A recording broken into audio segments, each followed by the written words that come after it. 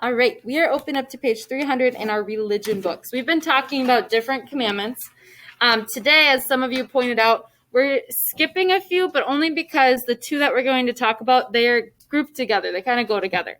So we'll be talking about the 6th and the 9th commandments. Who can read the faith-focused question for us at the top? Nice and loud, please. Philip. How do the 6th and 9th commandments help us live as God wants? So how do they help us live the way God wants us to? And then who can read or tell us about chastity, faith vocabulary? Addie, nice and loud for us. Chastity. The virtue of chastity is the respecting and honoring of our sexuality. Chastity guides us to share our love with others in appropriate ways. Nice. All right, so our 6th and 9th commandments are, first, you shall not commit adultery, and you shall not covet your neighbor's wife. And so, again, that's from Exodus chapter 20, verse 14 and 17. Who can read the first paragraph for us? Emmy. God has given each person the gift of being either a boy or a girl who will grow up to be a man or a woman. This gift is called our sexuality. Yeah, so it's a part of, God creating us the way we're supposed to be, right? God makes each of us unique, and part of that uniqueness is we are either born a girl or a boy, and we grow into men and women. Who can read that second paragraph for us? Nice and loud. Max. The 6th and 9th commandments teach us that we are to respect our own sexuality, the sexuality of others, or to express and share our friendship and love for others in appropriate ways. Chastity is one of the virtues that help us to do this. The 6th and 9th commandment also teach that the love and life of a husband and wife are saved by both. A husband and wife are to love and honor each other their whole lives long. Exactly. So when you make that commitment, if you choose to get married and you go through that sacrament with your husband or wife, you are committing to love them and be with them for the rest of your lives. So that's what a big part of the 6th and the 9th commandments are. And that's why we aren't supposed to take marriage. We're supposed to take it seriously. It's not like, oh, I'll be with you for a little bit and then I'm going to go be with this person. The person you agree to marry or you propose to, that is the person who you are committing to love for your whole life. And so you take the sacrament of marriage very seriously. Who can read that last paragraph for us? Yes. The 9th commandment teaches that other people are to help married people grow in love. They are not to do or say things that tempt married people to be unfaithful or break up a marriage or a family. All right. Now, we know there are always lots of different circumstances, right? Yes. Does that necessarily mean that people who have gotten divorced, they're bad? Is that what that means? No. Exactly. Sometimes people change or things happen and marriages fall apart. However, for most, when you make that commitment for marriage, you're in it for the long haul. You're in it for the rest of your life. Now, like I said, we don't know everyone's situation, so we don't get to judge if people divorce or their marriage breaks apart. That is not our decision. We still treat everyone with respect. We treat them with the love that we show all people. But the intention of marriage is to stay together forever. And that's why God, wants it to be a sacrament for us, because he wants us to have a life partner. He doesn't want us to have to go through life alone. So that's kind of what marriage is all about, having that life partner to help you through life. Now, does that mean everyone has to get married? No, not at all. Some people, instead of having one life partner, they feel together with all of their friends, and that's all that they need. A lot of us, we will find a life partner, and that is the person who we live through our life with and who supports us when we need that support, that person who's always there with us. And the purpose of marriage is to finalize that partnership in our religion as well as we do in our daily life. So not everyone has to get married. However, that's why God has marriage as an option for us, so that we can have that partner in life with us. Does that make sense? Yeah. All right, Eosius. I remember, I think it was the 6th commandment that there was a story in the Bible Mm-hmm. where I think it was David. He committed adultery with like somebody's wife. I forgot the exact name. Okay. He put like the husband of the person in Mm-hmm. like the front line of battle. So when they fought, he got struck down. Yes. And he married his wife. Mm-hmm. And God, as a punishment, made their first child die. Yes. Yep. So we have Bible stories throughout the Bible where people commit adultery and God becomes angry with them because they are breaking one of the commandments. And so then he does find ways to punish them. Yeah, that was a good example. I'm glad you brought that up, Iosius. Michael. So I have a friend, and his dad passed, Mm-hmm. but his mom and his dad were married, Mm-hmm. and then she married another person. Isn't Yes. that fine? That is completely fine. Like I said, that's a situation, right? Everyone has different situations with their relationships. And so in that case, his dad didn't choose to pass away. Mm-hmm. His mom would much rather have had him still be here on earth with her. Yeah. But, once you're done grieving, if you find another person who can be that support for you, who can be that partner in life with you, of course God wants you to be with that person. It's just about going about it the right way. If you're committed to one person, you stay committed to that person. If you start thinking, well, maybe this other person is supposed to be my partner in life, then you don't stay committed to the one person and start to commit yourself to the second person. You would end the first commitment and then start the second one, if that was your choice. Yeah. Max. Isn't adultery like cheating? Mm-hmm. Adultery is cheating. Yes. Or you're like, I like you, but because this person like looks better, or like they're more rich or something like that. Yeah. Well, so that's what goes along with what I was just saying to Michael. That's why, it's our responsibility to make sure we're in one commitment at a time, right? Overall, God wants us to be in one commitment with our partner. However, if, like I said, life happens, things change. If you realize maybe this isn't the person I'm supposed to spend the rest of my life with, you end that commitment, that one commitment first before you start any other commitment. Does that make sense, Max? Yeah. And that's just about being respectful as well, right? Yes. Okay, so let's go. Oh, that's it for these pages? Okay. Let's answer that faith focus question. How do the 6th and 9th commandments help us live the way God wants us to? So think about marriage. How does that help us live the way God wants us to live? Turn and talk. So if God wants us to live with one person, and God stay committed to one person, but then if it's not one God wants us to live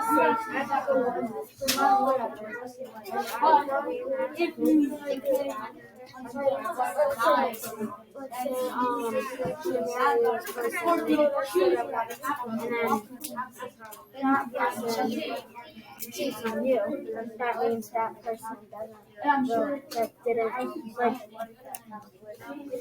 didn't mean a marriage.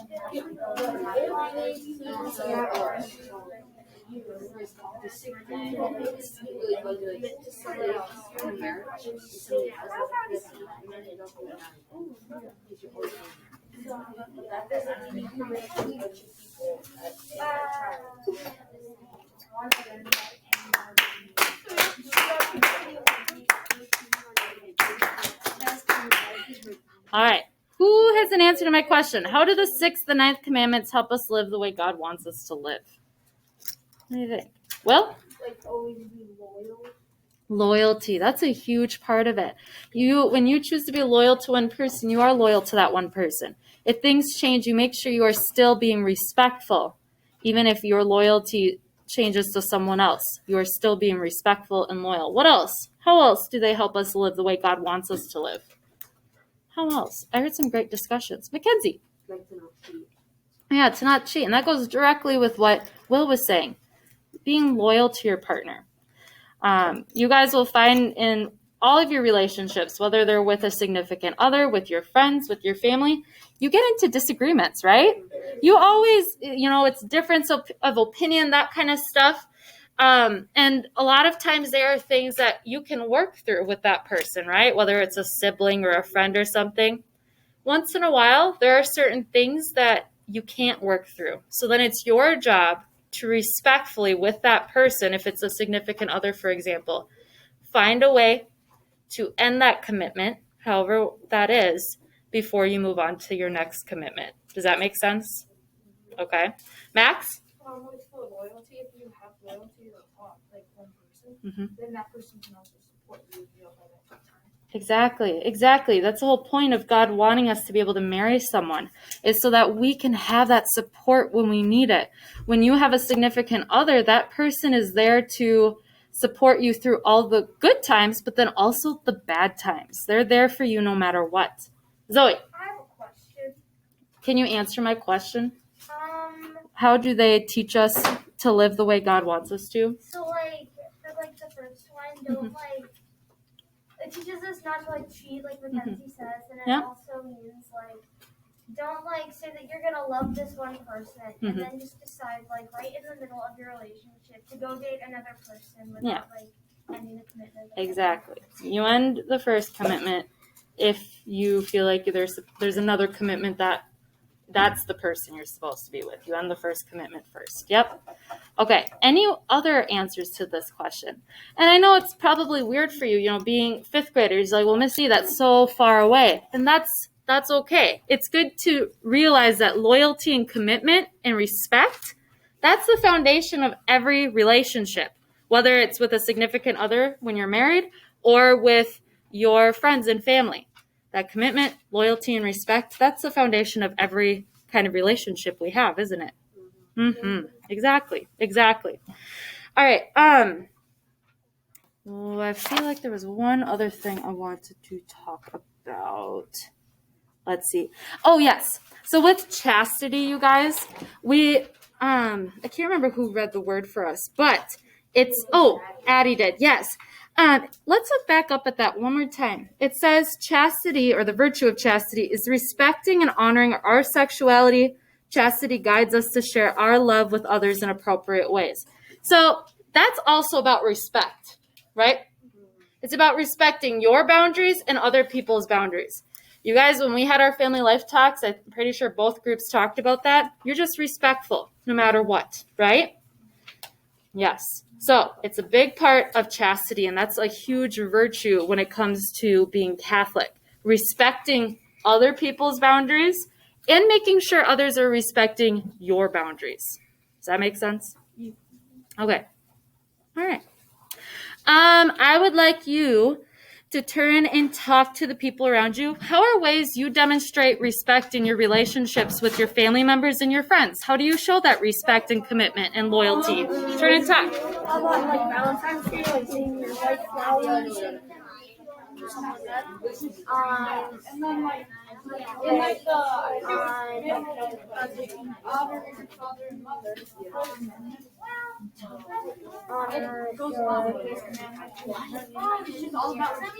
honor your family. They're always there for you. And when they need help, you should look after them. Honor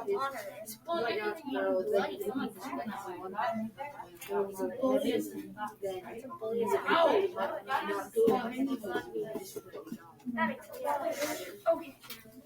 Back.